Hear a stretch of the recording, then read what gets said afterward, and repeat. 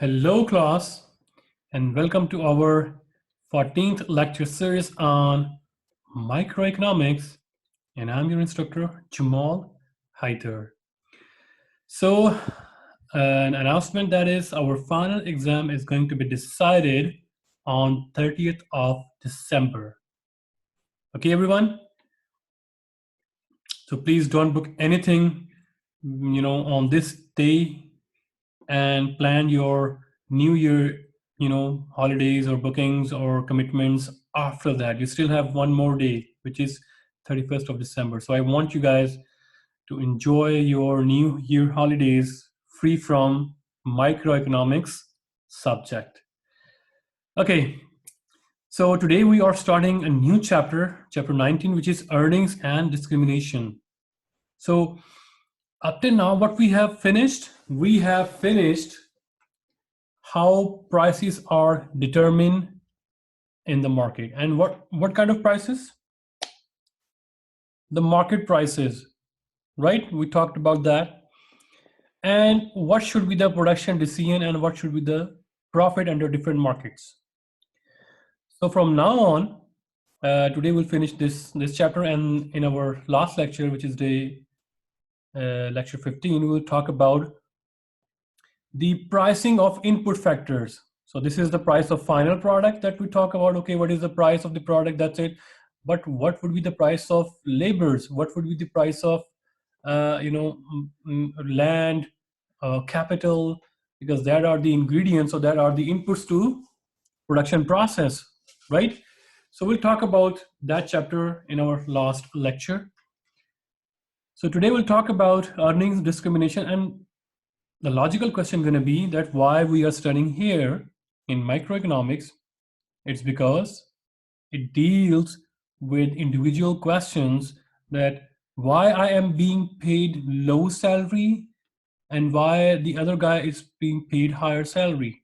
And this is a very common question amongst your peers, your also among your friends, your family members, your relatives, your family friends, right? So today we want to basically understand, but of course with the perspective of economics, right? If we cannot explain the fact that okay, this is actually he deserved that earning, or whether he is being discriminated. Okay, today we'll talk about that. So the introduction here is, so differences in earnings, because this book is US centric, so we will see a lot of US example. Plus it makes sense because a lot of discriminations and racism right now is discussing in US soil. So we'll talk about that. So differences in earning in United States today is that a typical physician earns about 200,000 a year, while a typical police officer is earning 50,000 a year, while a typical farmer earns 20,000 a year. So do you find a huge gap between these salaries? Of course, yes, right? So does it mean this is because of discrimination? The man who is protecting the society from bad guys, he is given, wow, $50,000 a year, while a typical physician is earning 200,000 a year. He is treating individual, the physician, and police officer is treating all, and he's also meeting the bad guys, controlling the bad guys, and protecting the society. So he's giving just 50,000. Typical farmer who is producing for all over the society, so that all people are going to be fed. So he's eliminating hunger, and he is given only 20,000 a year. This is the discrimination or not? So today we'll talk about that. So the agenda is that we will try to find out what causes earnings to vary so much. So wages are governed by labor supply and labor demand. So we know that demand and supply concept, right? Demand and supply concept, we know that So supply and demand. If we're talking about the labor, so this is labor supply and this is labor demand. So intersection is called price, which means price of labor is called wages, right? So we understand that, okay, in market, which forces play a vital role? Supply and demand forces determine how many workers are needed and how many workers are demanded and what should be the wage or price given to them. In equilibrium, each worker is paid equal to the value of his or her marginal contribution to the economy's production of the goods and services. We'll talk about this later.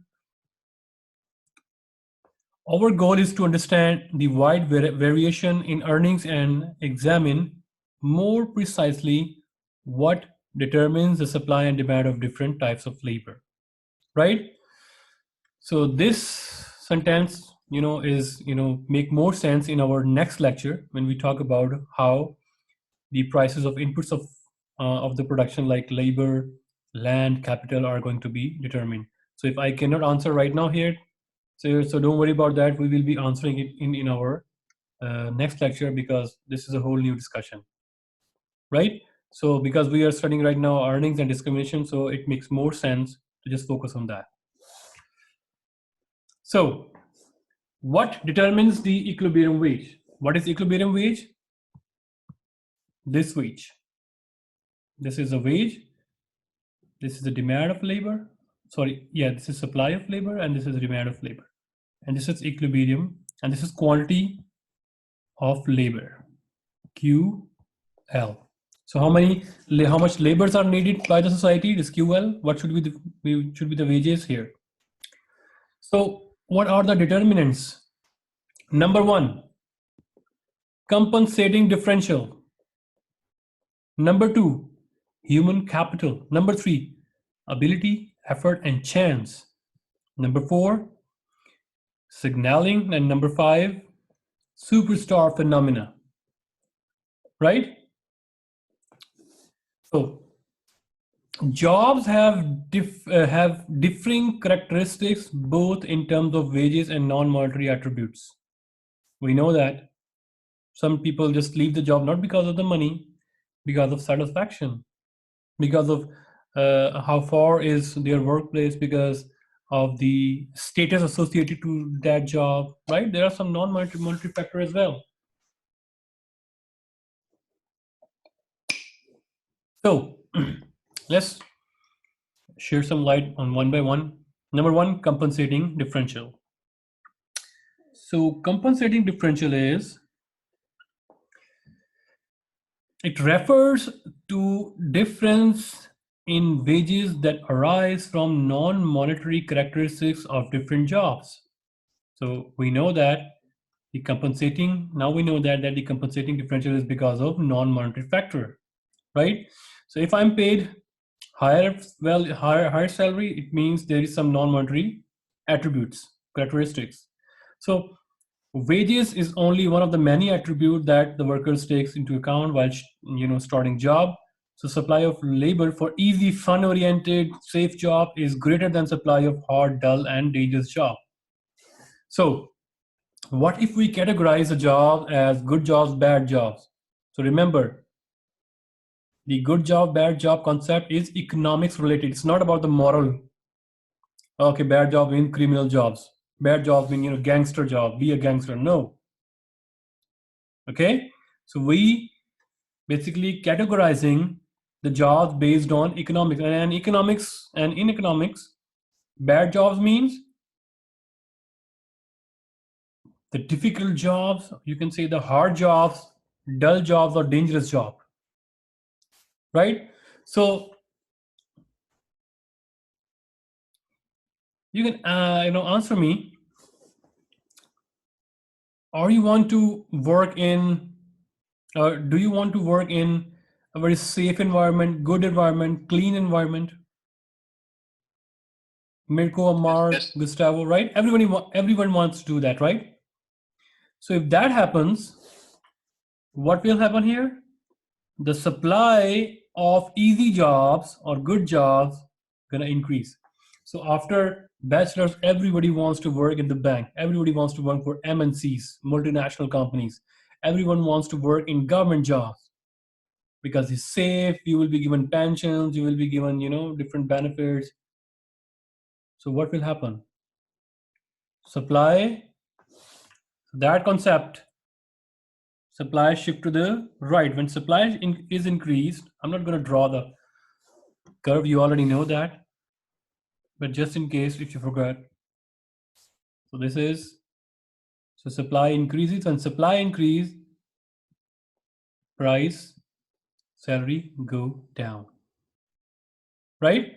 So that's why you see that here, the government employees, their salaries are low all over the world. Why? Because everybody want to do that. So they have ample quantity of labor, ample supply of labor for that, right?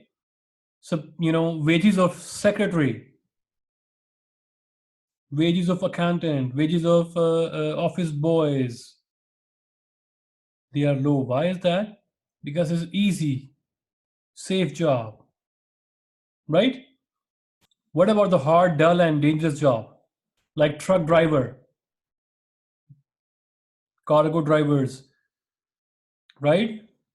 They need to deliver the goods from, far away on the mountains. Every day they are traveling. Hard job, right? What about working in mines? What about working in the fields, oil fields? Have you seen Deep Horizon movie? So basically, that movie was a very famous American actor, Hollywood actor, and he was given the task to go to the oil field, which is in the middle of the ocean, and there was a fire over there, and that is very dramatic escape over there. So he was given a huge salary over there because job was hard. Working in nuclear plant, it's not fun oriented and it's not safe, right? So that's why salaries are given higher over there. Salaries of a professor, now you can look at me. It's easy, safe, so that's why I'm given lower salary, right? What about salaries of financial markets? It's challenging job, hard job, because every time they are watching the numbers, going up, going down, economy going up, economy going down. They are worried about because a lot of money is, on their stakes, at the stakes, and one error, small error, can cost them billions of dollars. Very hard job. So that's why they are given millions of dollars in just bonus for 3 months, 4 months bonus in $1 million. But it's never easy money. It's very hard money. Similarly, those who are working uh, in slaughterhouses,